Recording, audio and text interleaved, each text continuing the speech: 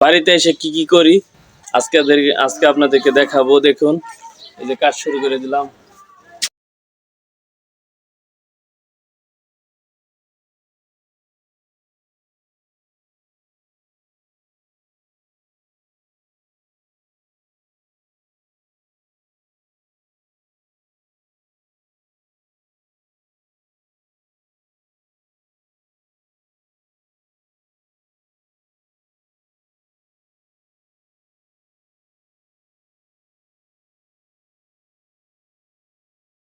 কাজ করতেছি দিকে আপনারা হয়তো ভাবতেছেন যে ভাই আমি আসলেও হঠাৎ করে এই কোদাল নিয়ে মাঠে লেগে গেলাম। আসলে আমি বাড়িতে আসলে সব সময় নিজের কাজগুলো নিজে করার চেষ্টা করি।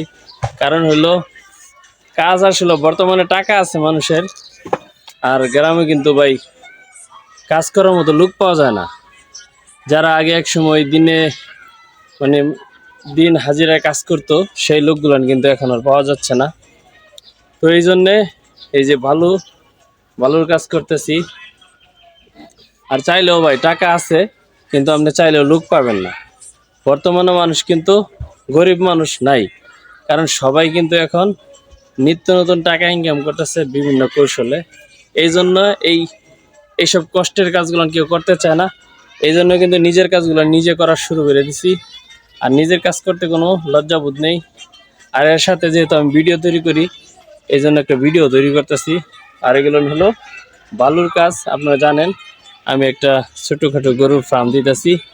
আর ওই ফার্মের কাজগুলাই বালু লাগে, রোড লাগে, সিমেন্ট লাগে। তো যেহেতু বালু আজকে নিয়ে আসছে, আর এই বালুর কাজগুলো ওই বালুগুলো রাস্তার মধ্যে ফেলাইছিল, রাস্তার মধ্যে।